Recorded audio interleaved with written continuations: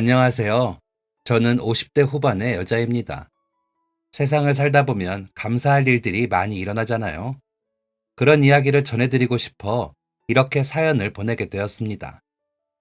지극히 평범한 가정을 꾸리고 살아가고 있는 저에게는 특별한 이야기이기도 하고요.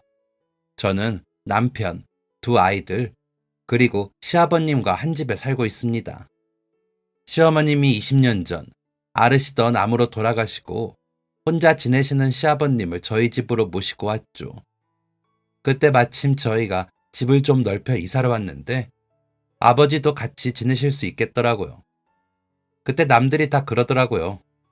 아무리 좋은 시부모라도 같이 살면 사이가 벌어지게 된다고요. 하지만 저는 그렇게 하고 싶었습니다. 제가 고등학생 때 친정 부모님이 다 돌아가시고 어린 동생들 건사하느라 가장으로 지낸 세월이 10년 정도 되거든요. 그런 저를 처음 만났을 때 시부모님께서 하신 말씀이 아직도 마음을 울리고 있기 때문에 저는 다 좋았습니다. 어린 아가씨가 너무 대단하다. 기특해. 동생들도 데리고 와. 우리가 맛있는 밥 해줄게. 라면서 제 손을 꼭 잡아주시더라고요. 그때 어찌나 마음이 따뜻한지 눈물이 울컥 났습니다. 부모님 안 계신 집들은 자식들은 결혼하려면 반대에 부딪히기도 하고 싫은 내색도 하신다기에 긴장을 많이 했었거든요. 괜찮다는 남편의 말에 따라는 갔지만 속상해져서 나올 수도 있겠다는 생각을 가지고 있었고요. 새벽에 예배 가시다가 난 사고로 부모님 두 분이 한 번에 돌아가시고 나서 두 동생들을 돌볼 사람은 저뿐이라 동생들 대학 졸업까지 바쁘고 힘들게 보냈습니다.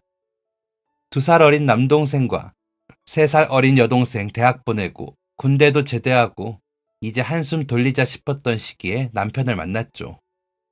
그 전까지는 누구를 만나고 연애할 생각도 못했습니다.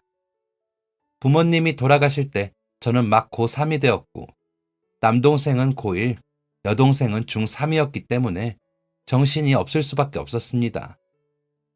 저는 상고를 다녔기에 한 학기만 잘하면 취업을 나가면 되었지만 동생들은 뒷바라지를 해야 했으니까요. 그나마 다행이었던 건 부모님께서 빚이 없으셨고 받은 보험금도 있었다는 거였습니다. 외가나 친가 쪽에서 부모님의 재산을 탐내시지 않은 것도 다행이었죠. 부모님이 계시지 않아도 경제적으로 궁핍하지 않을 정도는 되었다는 겁니다. 그 돈으로 제가 고등학교 졸업 후 취업할 때까지 돈 걱정은 안 하고 지낼 수 있었고 그 돈으로 동생들 대학 등록금과 용돈까지 할 수 있었던 건 정말 다행이었습니다. 그때부터 동생들의 보호자는 저였기에 울고 싶은 것도 참으며 살았습니다. 그런 제게 대견하다 해주시는 시부모님의 말씀은 너무 따뜻하게 느껴지더라고요. 막연하게 의지하고 싶다는 생각이 들 정도로요. 친척분들은 재산을 탐내시지도 않았지만 그렇다고 저희를 들여다봐주지도 않으셨거든요.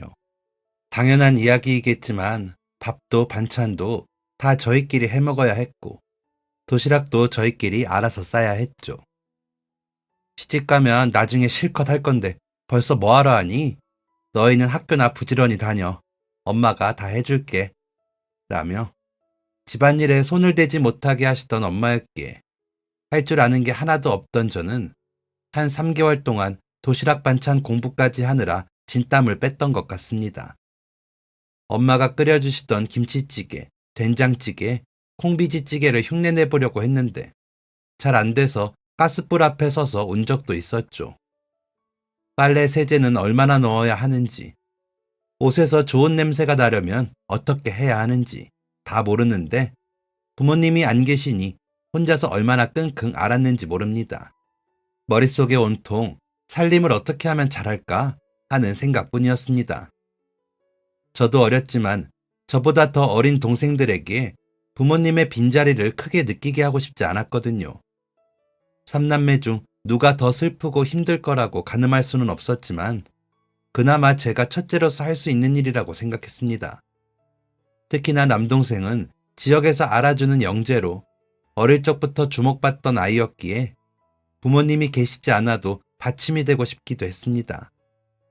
막내는 한창 사춘기라 예민할 수 있기에 또 신경을 안 쓸 수도 없었죠. 그런 제 마음을 알았는지 동생들은 부족한 제 보살핌에도 불평하지 않아 주었습니다. 취업을 하게 되고 직접 돈을 벌면서 시장에 가 반찬을 사오기도 하고 짬짬이 만들어도 보면서 실력이 늘긴 하더라고요. 빨래며 청소, 정리정돈하는 법까지 나름의 노하우가 생겼습니다. 하지만 음식은 간절히 바라고 연습했는데도 엄마가 해주시는 그 맛이 나지 않아 계속 마음이 아팠습니다. 그건 지금도 마찬가지이고요. 아무리 해도 엄마가 해주시던 음식 맛은 안 나더라고요. 비슷하기는 하지만 너무 그립거든요. 엄마가 해주시던 그 음식들이 친정엄마 음식을 먹으며 이건 맛이 없다, 이건 짜다, 입에 안 맞아 버렸다 등등 친구들이 하는 이야기를 들으면 부럽기도 하고 배가 불렀다 할 때도 많았습니다. 냉장고에 엄마의 마지막 김치가 쉬고 쉬워서 도저히 냄새 때문에 먹기가 힘들 정도가 될 때까지 두었다가 그 김치로 김치볶음밥을 해 먹었습니다. 먹으면서 동생들과 울던 그날의 일이 저에게는 슬픈 일이기도 하고요. 아직도 그날의 엄마의 말이 정확히 기억이 나거든요. 부모님께 마지막인지도 모르고 마지막으로 안녕히 주무시라는 말을 했던 그날 밤에 엄마가 시장을 못 갔어. 엄마가 내일은 그냥 김치볶음밥이나 해줄게 하셨거든요. 그러고 그 다음날 새벽 울리는 전화를 받고 간 병원 응급실에서 결국 차례로 돌아가신 부모님은 집으로 돌아오지 못하셨죠. 장례를 마치고 집으로 돌아오니 냉장고 안에는 멸치볶음, 콩자반 뿐이었고 재지 않은 생김이 있더라고요. 도시락 반찬으로 사놓은 소시지 하고요. 그러다 보니 엄마의 손길이 남아있는 반찬들이 아주 귀해 아껴 먹었습니다. 김치까지도요. 그런 김치로 엄마가 해주신다던 김치볶음밥을 해먹는데 어찌나 눈물이 나던지 그때는 동생들 앞인데도 그냥 펑펑 울었습니다. 동생들도 같이 울더라고요. 그렇게 어른들의 그늘이라고는 없이 살던 저였기에 어른들에 대한 믿음도 없었습니다. 제가 운이 없었던 건지 직장에서도 그렇게 좋은 어른들을 만나지 못했고 오히려 어린 저를 이용하려는 어른들도 만나기도 했고요. 친척분들은 저희에게 관심이 없으셨고 집안 행사에도 잘 부르지도 않으셨습니다. 부모님이 계실 때는 안 그랬던 것 같은데 돌아가시고 장례식 때부터 선을 그으시더라고요. 친척이라고 해봤자 고모, 외삼촌 두 분밖에 안 계셨는데 너무 왕래가 없었죠. 그러다 나중에 고모와 외삼촌들이 적지 않은 돈을 부모님께 빌리셨다는 것을 알았습니다. 그때는 서운한 것을 넘어 배신감까지 들더라고요. 동생이 부모님 집을 정리하다 차용증을 보고 알게 되었는데 전화해 이야기하자 너무 오래전이라 기억이 안 난다. 다 갚았을걸? 이라더니 연락도 안 되더라고요. 어찌나 괘씸하고 속상하던지 동생들과 다시는 그 사람들 아는 척도 하지 말자며 으르렁거리기까지 했네요. 부모님께서 종교 활동을 열심히 하셨는데 그렇게 되고 나서 저는 종교가 없어 더 의지할 곳이 없었는지도 모르죠. 그렇게 어른들에 대한 믿음도 정도 못 느끼고 살다 보니 남편이 부모님께 소개하고 싶다고 했을 때 거절을 먼저 했습니다. 두렵더라고요. 어른들을 만나면 이 사람과 헤어져야 하는구나 싶어서요. 남편은 좋은 사람이지만 그의 부모님은 그렇지 않으실 거라 생각을 했습니다. 대학도 나오고 인품도 좋은 그 남자가 부모님도 안 계시고 돌보아야 하는 동생들이 둘이나 있는 저를 만난다고 하면 당연히 그의 부모님들이 좋아하지 않으실 거라고 생각했습니다. 게다가 외아들이기까지 했으니까요. 자칫하면 험한 이야기들을 듣고 눈물을 뿌리며 집에서 뛰쳐나오는 상상까지 하다 보니 남편의 그 말이 두렵고 겁이 났습니다.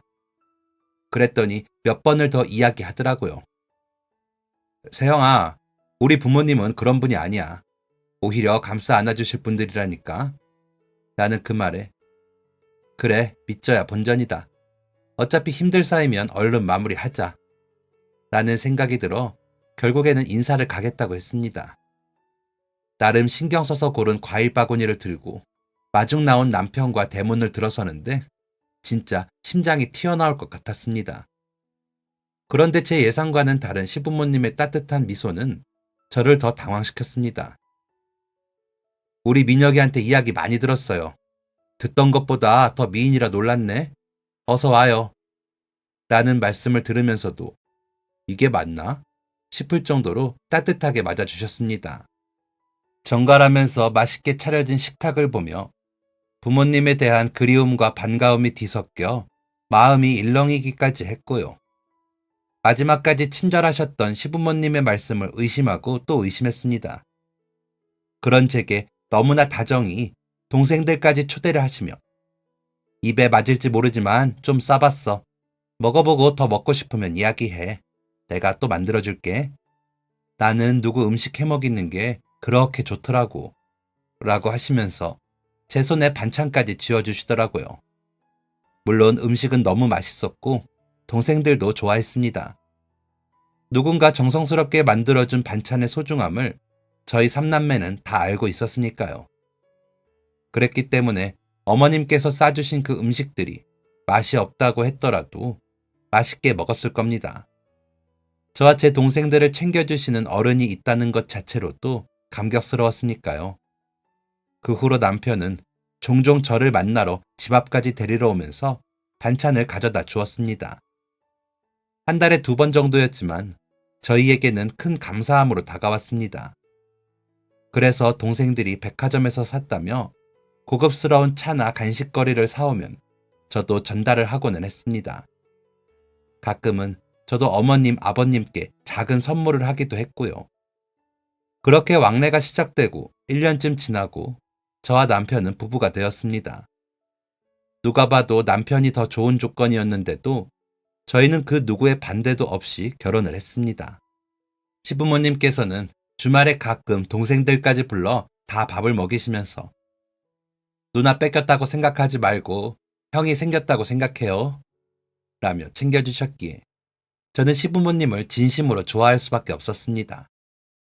그렇게 한 가족이 됐고 제가 큰아이를 임신했을 때쯤 어머님께서 몸이 안 좋다고 검진을 받으러 가신다고 하시더라고요. 나이 드나 봐. 여기저기가 아파. 라면서 웃으며 다녀오시고는 어휴, 무슨 검사가 그리 많니? 나는 진짜 병원 체질 아니야. 있던 병도 지쳐서 사라졌겠어. 라고 하시더라고요. 별일 아니고 무리하셔서 피곤하신 거라는 말씀을 믿고 어머님 드릴 영양제를 사서 드리고 며느리 노릇 다 했다 생각했습니다.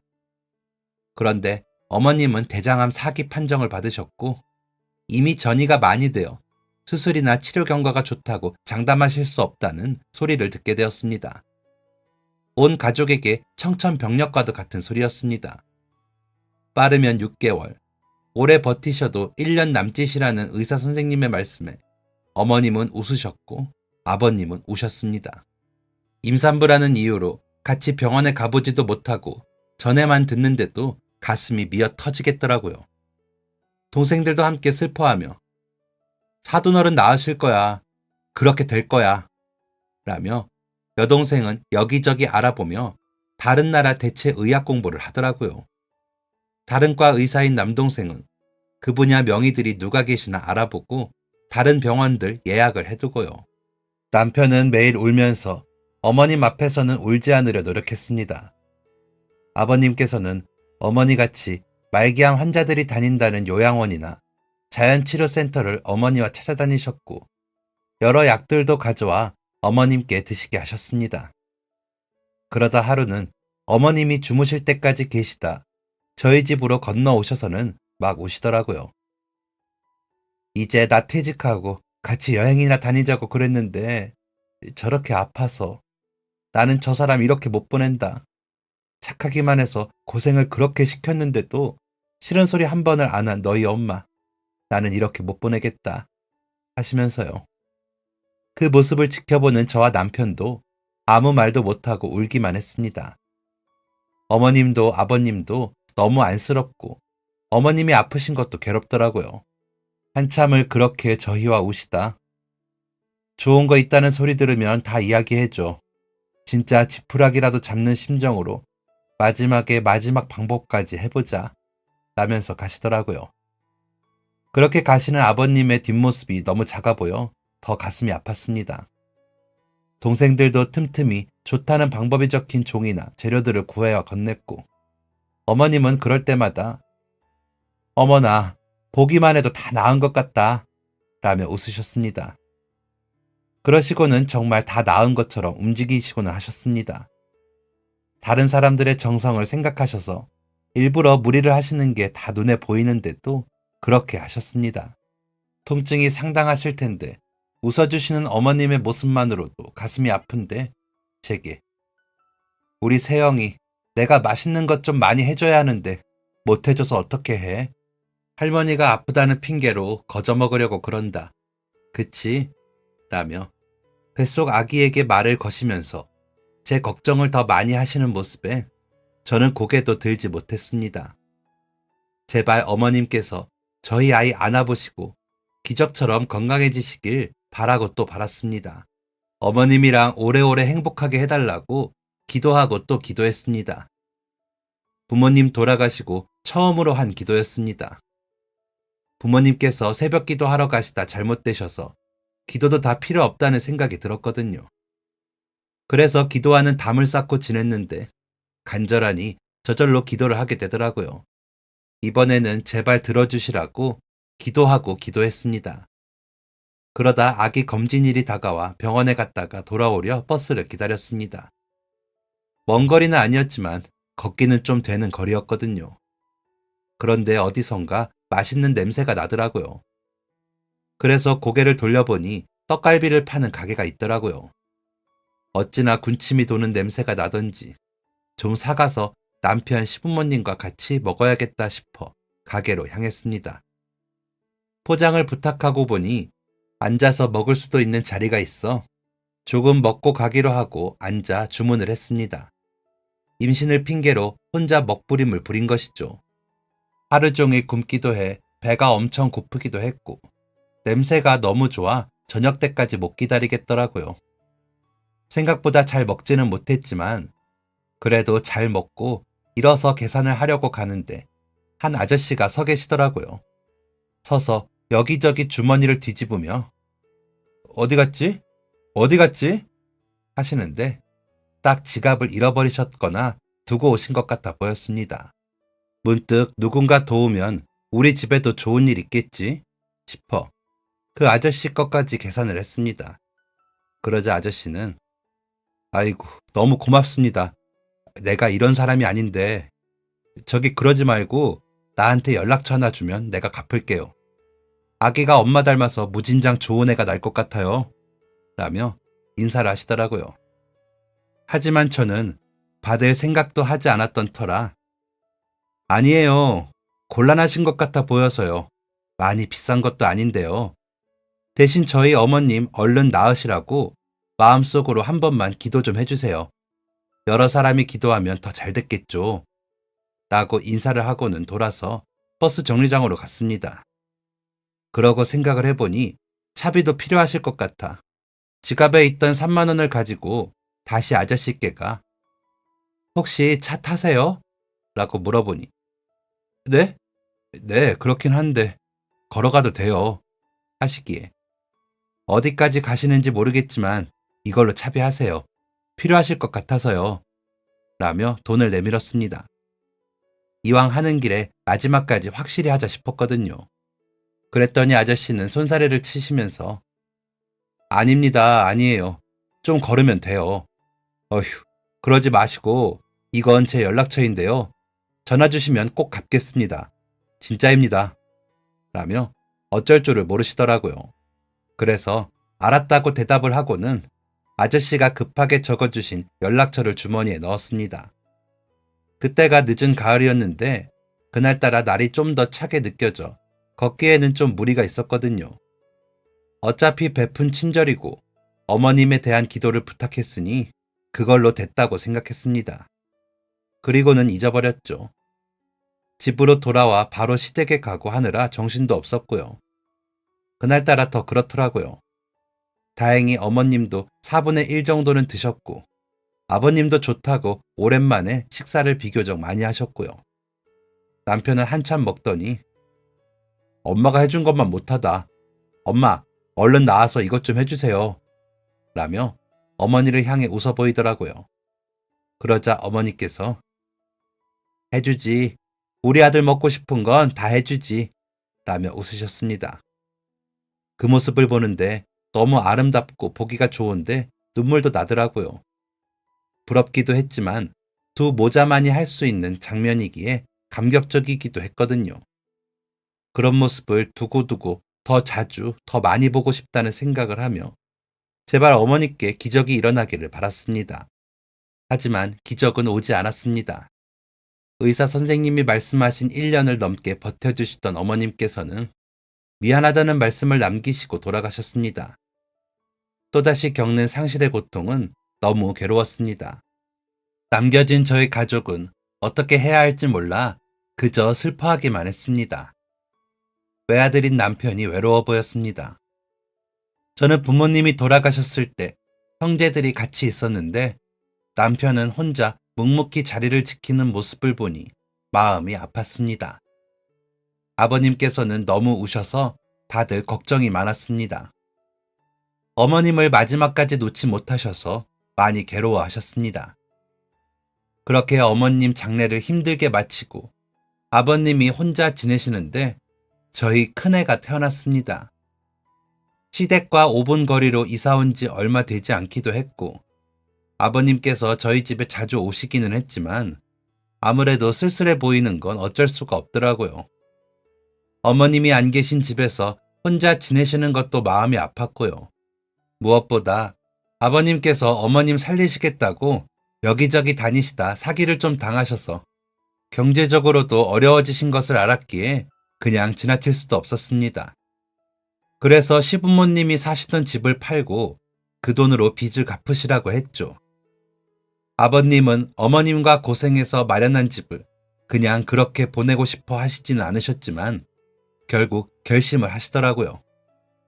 집을 내놓고 살림을 정리하시는데 아버님 짐은 별로 없다고 하시면서 이 집까지 없어지면 너희 엄마가 정말 다 사라지는 것 같아서 안 팔려고 했는데 라고 속상해 하시면서 어쩔 수 없는 선택이었습니다. 그 집에 저희가 들어가 살기에는 좀 비좁았거든요. 저희의 가족 계획에는 셋째도 있었기에 더 작은 집으로 갈 수는 없었습니다. 남편의 추억도 고스란히 있는 그 집을 그렇게 다른 사람의 집이 되게 하는 것은 마음이 아팠지만 정말 어쩔 수가 없었습니다. 아버님은 어머님 돌보시느라 온전히 일을 접으신 상태였기에 합가를 한 후에 제가 장을 보거나 할 때 꼭 곁에서 도와주셨습니다. 장을 본 것들을 들어주시기도 하고 아이를 업고 다녀주시거나 유모차를 밀어주셨죠. 아버님이 계셨기에 저희 아이들 둘 다 제가 수월하게 볼 수 있었습니다. 친정 부모님이 안 계셔서 겪는다는 서름도 저는 없었습니다. 그 정도로 제가 힘들까봐 챙겨주셨으니까요. 남편은 그렇게라도 마음을 잡고 계셔주시는 아버님을 보며 안심을 하고는 했습니다. 동생들도 각자 가정을 꾸리고 조카들이 태어났을 때도 아버님은 함께 기뻐해 주셨습니다. 너희 엄마가 있었으면 벌써 뭐라도 해줬을 텐데 내가 할 수 있는 게 있으면 말만 해라. 다 도와주마. 하셨습니다. 말만이어도 감사할 일이었지만 아버님은 가끔 동생들 아이까지 맡아주실 만큼 진심으로 대해주셔서 제가 더 감사했습니다. 동생들도 사돈어른 아니었으면 우리 진짜 큰일 날 뻔했어 라며 감사해하며 아버님 용돈도 챙기고 선물도 챙기고 하더라고요. 남동생은 처가가 멀고 여동생은 시댁이 외국이라 가끔 불가피한 일들로 아이를 맡아줘야 할 때가 있더라고요. 하지만 저도 아이들을 돌보느라 잠시 멈칫하게 될 때가 있었는데 아버님께서 오라고 해, 내가 있잖니? 라며 해주신 덕분이었죠. 그렇게 아버님이 열심히 도와주신 덕으로 저희 아이들도 조카들도 잘 자랐습니다. 저희 막내가 초등학교 5학년쯤 되자 저도 아버님도 여유가 나기 시작했고요. 그래서 저는 시간을 이용해 재봉틀도 배우고 요리도 배우러 다니기 시작했습니다. 아버님께서는 운동 겸 산책을 하시면서 시간을 보내시더라고요. 그래서 혹시나 쓰일 일이 생길까 싶어 용돈을 넉넉히 드렸습니다. 오고 가다 아시는 분들이랑 식사를 하실 수도 있고 거기 가서 식당을 찾으실 수도 있으니까요. 직접 드리면 아버님이 내가 괜한 속임수에 넘어가 너희에게 신세를 진다 라며 고개를 숙이시는 바람에 아버님 방 서랍장 위에 봉투에 담을 돈을 올려두고는 했습니다. 처음에는 한 달치를 한 번에 드렸더니 조금만 남기고 돌려주셔서 일주일에 한 번씩 나눠서 드리고 있었습니다. 그러던 어느 날 빨래를 하려고 세탁기 앞에서 세탁물들을 다 뒤져보고 있는데 아버님 옷에서 돈들이 나오더라고요. 일부러 쓰시기 좋으시라고 10,000원짜리로 용돈을 드렸는데 50,000원짜리가 들었더라고요. 그래서 아버님, 주머니에 돈이 있어요. 여기에 놓을게요. 라고 말씀을 드리자 돈? 내 주머니에서? 이상하다. 내가 이 돈은 들고 나간 적이 없는데 하시는 겁니다. 그래서 깜빡하셨겠거니 싶어. 어머나, 아버님 옷에 돈이 나오는 마법이 있나 봐요. 아버님 이러다 부자 되시겠어요? 라며 농담을 했습니다. 그렇게 시간은 또 흐르고 별일 없이 지나는 듯 해보였습니다. 그런데 낮에 제가 나갈 때 같이 집을 나가셨던 아버님께서 돌아오지 않으시는 겁니다. 분명히 오늘은 별일 없이 더 일찍 들어올 거야 라고 하셨는데요. 그래도 처음에는 좀 늦으시는 것이려니 하면서 기다렸습니다. 하지만 밤을 지새우도록 돌아오지 않으시는 아버님을 가만히 기다리고만 있을 수가 없었습니다. 사고가 났을 수도 있고 이상한 종교단체에 잡혀가셨을 수도 있다는 생각이 들었거든요. 경찰은 처음에는 성인 남성분이시기에 심경의 변화로 가출을 하신 걸 수도 있기에 섣부른 사고를 예견하시지는 않으셨습니다. 하지만 3일째 아버님이 돌아오시지 않자 실종으로 판단해 주시더라고요. 집 근처의 CCTV부터 이동하신 골목 CCTV들을 따라가며 추적해 주신 결과 어떤 산으로 올라가신 것을 마지막으로 더 이상 흔적이 잡히지 않더라고요. 마지막 화면이 잡힌 부분부터 시작해 아버님을 찾기 시작했습니다. 산으로 올라 다른 등산로로 내려가셨을 것을 대비해 나머지 CCTV들도 살펴봐 주신다고 하셨고요. 그렇게 아버님을 찾기 위해 백방으로 찾으러 다녔습니다. 저희 가족은 사라진 아버님을 찾느라 잠도 밥도 잊은 채 3일을 보냈습니다. 그렇게 겨우 찾은 아버님은 등산로 주변에 노숙자 분들과 함께 생활하고 계셨습니다. 찾았다는 연락을 받고 헐레벌떡 달려간 저와 남편을 보시고는 집이 아무리 찾아도 없어. 내가 배도 고프고 어지러워서 그냥 집으로 갔는데. 횡설수설 하시는데 저희가 아는 아버님이 맞나 싶더라고요. 술도 마시지 않으시는 분이 왜 그런 곳에 계신 건지 도저히 이해도 되지 않았고 왜 집에 안 들어오시고 연락도 안 됐는지 좀 화가 났습니다. 그런데 경찰분께서 할아버지 아무래도 치매 같으시던데 아들 내외분 모르셨어요? 라며 물으시더라고요. 치매라는 말을 듣자마자 눈앞이 캄캄해지더군요. 어머님 그렇게 가시고 이제야 겨우 안정을 찾은 느낌이었는데 치매라니요. 게다가 평소 셈도 빠르시고 아이들과 직접 축구도 해주시던 아버님이 갑자기 치매라니 믿기 힘들었습니다. 저도 저지만 남편은 얼이 빠져서 아버님을 모시고 경찰서를 나왔습니다. 아버님 팔짱을 낀 손이 미세하게 떨리는 게 제게도 느껴졌습니다. 집으로 돌아오는 내내 아버님께는 별일 없었다는 듯이 대화를 시도하며 왔지만 저희는 불안감에 어쩔 줄 몰라 하는 것이 표가 나더라고요. 저희가 느껴질 만큼이요.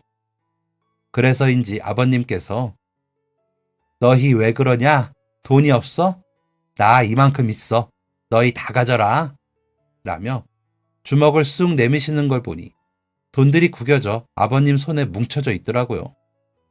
제 손바닥에 그 돈들을 쏟아내 주시는데 10,000원부터 50,000원권까지 고루 있더라고요. 이거 아버님께서 주머니에 넣으셨어요? 라고 여쭤보니 고개를 저으시며 몰라, 기억 안 나 하시는데 진짜 아버님이 치매인가 싶어 겁이 났습니다. CCTV들 속 아버님의 모습은 평소 저희가 아는 모습과 정말 많이 달라 보였거든요. 그리고 가게에서 나오실 때마다 주머니에 뭘 자꾸 담으시는데 돈이기도 했고요. 손에 쏟아진 돈들을 하나하나 펴보며 아버님의 흔적을 찾으려고 했습니다. 중간중간 끼어있는 종이가 있어 펴보니 저희 동네에서 제법 크다고 소문난 국밥집이었습니다. 그래서 가서 여쭈어보기로 했죠. 아이들에게는 놀랐지? 할아버지가 바람을 좀 쐬고 싶으셨나 봐. 마음이 많이 약해지신 것 같아. 엄마랑 아빠 없을 때는 너희가 할아버지 곁에 있어주면 좋을 것 같아. 그래줄 수 있지? 라고 하자. 우리도 그 정도는 할 수 있지. 라고 하더라고요. 어느새 자란 아이들은 제 생각보다 더 기특한 모습이더라고요. 남편과 아버님 주머니에 있는 영수증을 보고 그것들을 추려서 아버님이 자주 가시는 곳의 목록을 만들려고 했습니다. 나중에 혹시나 또 이런 일이 일어나면 참고하려고요. 그런데 거의 대부분이 그 국밥집 영수증이더라고요. 그래서 그 국밥집부터 찾아가 아버님의 사진을 보여드리며 혹시 이분 여기 자주 오시나요? 하고 물었습니다. 그러자 카운터에 앉아 계시던 남자분이 씩 웃으시면서 거의 매일 오시죠. 식사하실 때도 있고 안 하실 때도 있고요. 라고 하시기에 남편이 저희 아버님이신데 며칠 실종이 되셨다가 찾아 지금은 집에 계신데 주머니에서 돈이 나왔어요. CCTV들을 봐도 이 가게에서 돈을 주시는 모습들이 보이더라고요. 혹시나 저희 아버님이 달라고 하시던가요? 그랬다면 변상을 하겠습니다. 라며 공손히 이야기를 했습니다. 그러자 그 사장님께서는 진지하게 들어주시더니 아주머니, 혹시 저 모르시겠어요? 라고 물으시더라고요. 그래서 네? 저를 아시나요? 라고 답을 하니 진짜 그냥 도와주기만 하고 그만이시네. 혹시 20년 전쯤에 식당에서 밥값 대신 내준 거 기억나세요? 꼭 돈 갚는다면서 번호 주고 가던 남자 기억 안 나세요? 그때 임신 중이셨잖아요. 라고 하시는 겁니다. 그제야 그 일이 기억이 나더군요. 하지만 사장님 얼굴까지는 모르겠더라고요. 그래서 살피니 돈 주면서도 얼굴 제대로 보지도 않고 가셨는데 지금 보신다고 아시나요? 저는 너무 감사해서 못 잊고 있었죠. 진짜 그때는 저 파출소라도 가는 줄 알았거든요. 그런데 덕분에 잘 지나갔습니다. 이제나 저제나 전화가 오겠거니 했는데 끝까지 전화 안 하시더라고요. 라고 하시며 멋쩍게 웃으시더라고요. 그러시더니 그런데 하루는 아버님과 아이들 데리고 장에 가셨다가 오시는지 지나시는 걸 봤어요. 언젠가 한 번은 오시겠지 싶어. 오시면 서비스도 팍팍 드려야지 했는데 어쩜 한 번을 안 오시더라고. 그래서 지나실 때 아는 체를 해야지 했는데 지금까지 안 오시더라고요. 서운하기도 하고 어떻게 말을 거나 고민하는데 아버님이 오셨어요. 한참을 멍하니 계시다가 국밥 달라고 하셔서 드렸는데 안 드시고 또 한참을 가만히 계시더라고요. 그래서 좀 안 좋으시구나 하고 느꼈죠. 그래서 영수증에 껴서 약간의 돈 좀 드리면서 또 오시라고 그랬죠. 그랬더니 그 뒤로 종종 오셨어요. 그런데 나흘 전쯤 마지막으로 뵙고 그 후로는 못 뵈었죠. 안 보이신다 했더니 그런 일이 있었구나. 저는 왜 갑자기 안 보이시나 했어요. 라며 웃으시더라고요. 하지만 아버님께서 의도치 않게 신뢰를 범했을 것을 생각하니 머리가 아찔하더라고요. 남편도 저와 같은 생각이었는지 아버님 주머니에서 나온 돈과 비슷한 금액을 담아 가져간 봉투를 드리며 너무 감사하고 죄송했습니다. 하고 인사를 했습니다. 그러자 사장님께서는 아버님 주머니에서 나온 돈이 다 제 주머니에서 나온 건 아닙니다. 주변 가게 사장님들께서도 조금씩 주셨을 거예요. 제가 돈을 드리는 걸 보고 묻기에 제가 아주머니께 받은 은혜에 대해 이야기했더니 그렇게 좋은 사람이 다 있냐면서 아버님께 조금씩 얹혀주신 거예요. 라며 웃으시더라고요. 그러니까 이 돈은 제가 아니라 며느님이 주신 걸로 하시고 넣어두세요. 진짜 부끄럽습니다. 라며 극구 사양을 하시더라고요. 그래서 제가 그때 도와드린 돈보다 너무 많아요. 매일 그보다 더 많이 주시잖아요. 제발 이 돈 받아주세요. 라고 부탁을 드렸습니다.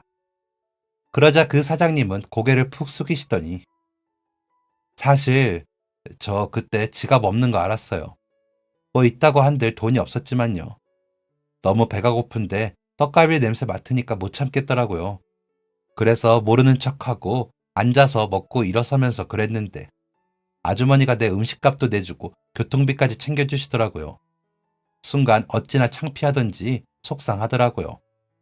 그래서 그 길로 제대로 살아야겠다 결심하고 열심히 살아서 지금 이 가게가 있는 거예요. 아주머니께서는 제 인생을 살리셨는데 그깟 돈 몇 푼에 민망해하지 마세요.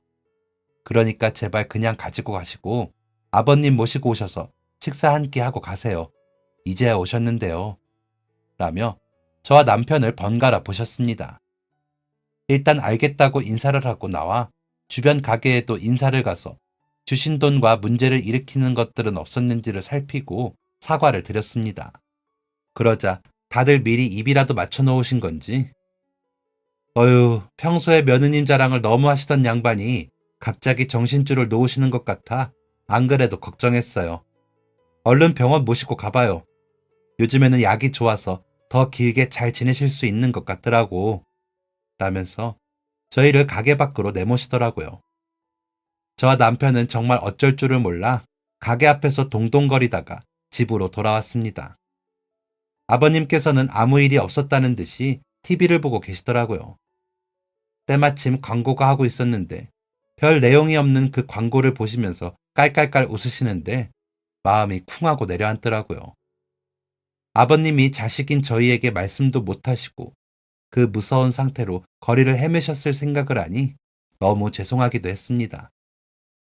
어머님이 돌아가시고 저희랑 지내시면서 서로 감추는 것 없이 가까운 사이라고 생각했는데 그렇지 못하다는 것에 실망스럽기도 했고요.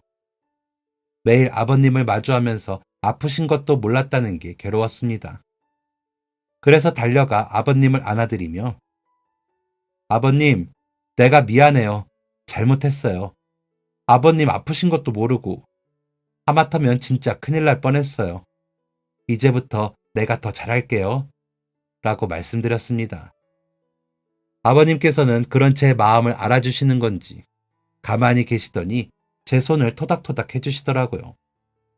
남편은 놀란 마음이 진정이 안 되는지 한 구석에 가 한숨을 쉬며 울더라고요. 남편의 그런 모습을 보니 죄책감이 더 들더라고요. 그리고는 바로 보건소에 모시고 가 검사를 하고 치매 판정을 받고 대학병원을 가서 검사를 받고 약물 복용하기 시작하셨습니다. 그래서 그런지 아버님은 아직까지는 상황이 크게 달라지시거나 나빠지시지 않으셨습니다. 단지 전보다 셈이 느리시고 가끔 저희 이름을 잊으시죠. 그리고 여전히 국밥집에 거의 매일 가십니다. 이제는 혼자는 안 가시고 저와 함께 가십니다. 그런데 점점 걷는 것도 숨 쉬는 것도 힘들어 하셔서 거동이 힘들어지실 것 같아 걱정이 큽니다. 그 마음이 보이셨는지 국밥집 사장님은 그러시긴 하시더라고요. 내가 우리 엄마 아버지 보내드릴 때 얼마나 한이 서렸는지 몰라요. 내가 해드릴 수 있는 게 하나도 없을 때 돌아가셔서 가난이 그런 거더라고요. 마음과는 다르게 돈이 없으니까 마지막으로 보내드릴 때도 계산하게 돼. 다른 거 몰라도 지금 우리 가게 국밥이라도 한 그릇 드시는 거 보면 내가 소원이 없겠어요. 그런데 먼저 가신 걸 어떻게 해요? 그래도 아주머니는 남편분이랑 자식 노릇 잘하고 계시니 나중에 후회는 없을 거예요. 내 밥값 내줘서 하는 얘기가 아니라 진짜 좋은 사람인 걸 아버님도 다 알고 계시니까 마음은 편하시겠지. 라고요. 동생들은 일부러 시간을 내 아버님을 뵈러 옵니다. 조카들도 같이요. 조카들은 어릴 적 기억이 있으니 할아버지라 부르며 아버님을 거리낌 없이 대해주고요. 느려지고 대화도 잘 되지 않는데도 저희 아이들과 할아버지 근처에 앉아 조잘거리며 떠들어요. 그럼 저희 아버님은 그런 아이들을 보시면서 아이고, 어디서 이런 귀한 손님들이 오셨을까? 내가 뭘 드려야 하나? 하세요. 아직도 그렇게 주고 싶어 하시는 걸 보면 마음이 짠해집니다. 어머님이 살아계실 때 다 같이 밥을 먹다가 어휴, 내가 우리 민혁이만 하나를 낳고 나중에 외로우면 어쩌나 걱정했는데 우리 세영이가 동생들까지 데리고 와서 우리가 북적북적하다. 너무 고맙다. 민혁아, 너는 세영이한테 평생 잘해라. 널 채워주는 사람한테는 잘해야 하는 거야. 라며 저와 제 동생들 마음을 따뜻하게 해주신 적이 있거든요. 그때 어머님 말씀처럼 잘하고 있는 건지 모르겠지만 그래도 아버님이 좋아하시니 저도 좋더라고요. 어머님이 살아계실 때처럼 주말만 되면 음식을 넘치게 준비하는 게 힘들기도 하지만 우리 가족이 다 행복할 수만 있다면 저는 그것만으로 만족합니다. 엄마랑 아빠도 갑자기 저희 곁을 떠나셔서 속상하시고 불안하셨을 텐데 저희 시부모님 같은 분들을 만나서 다행이다 하실 것 같아요. 그런 의미에서 저희 남편은 제게 로또 같은 남자네요. 그리고 가장 괴로우실 아버님이 너무 힘들지 않으셨으면 좋겠어요. 다 기억을 못 하셔도 좋으니 그저 곁에만 있어 주시면 좋을 것 같아요. 아버님 손잡고 장 보러 다니던 그때 아버님이 저 좋아하는 과일 조금씩 챙겨주시면서 민혁이도 주지 말고 아기도 주지 말고 세영이 너만 먹어라. 알았지? 나도 주지 마. 이건 너 거야. 라며 하셨던 그때처럼 아버님과 다정히 오래오래 같이 다니고 싶어요. 여전히 국밥 먹을 때 양념장은 저부터 넣어주시는 아버님의 그 모습을 볼 때면 코끝이 시큰거립니다. 흐려지는 기억 속에서도 누군가를 위해 배려하는 모습은 생각보다 아름답고 멋진데 슬프더라고요. 그래서 아버님을 좋아하는 만큼 잃어가는 기억 속에 제가 있다는 게 너무 슬프더라고요. 그럼에도 불구하고 저희 가족에게 변하지 않는 점은 여전히 서로를 사랑하고 아껴준다는 점이겠죠. 얼마나 견디실지 모르겠지만 진짜 오래오래 저희 곁에 있어 주시길 바라는 바입니다. 태어나 돌아가는 것은 자연의 이치이긴 하지만 그래도 비껴가길 바라게 되네요. 여러분들도 저와 같은 생각을 많이 하실 텐데요. 그 바람들이 다 이루어지시고 오래오래 행복한 가정 이루시길 바라겠습니다. 그리고 작은 베품이 나중에는 저희 가족의 생사를 갈랐던 것처럼 여러분들도 베푸실 수 있는 만큼 베푸시길 바라겠습니다. 기원하는 그 마음을 가득 담아드리며 글 마칩니다. 모두 건강하시고 행복하세요. 지금까지 사연 들어주셔서 감사합니다. 사연이 재밌으셨다면 구독과 좋아요를 눌러주세요. 감사합니다. 안녕히 계세요.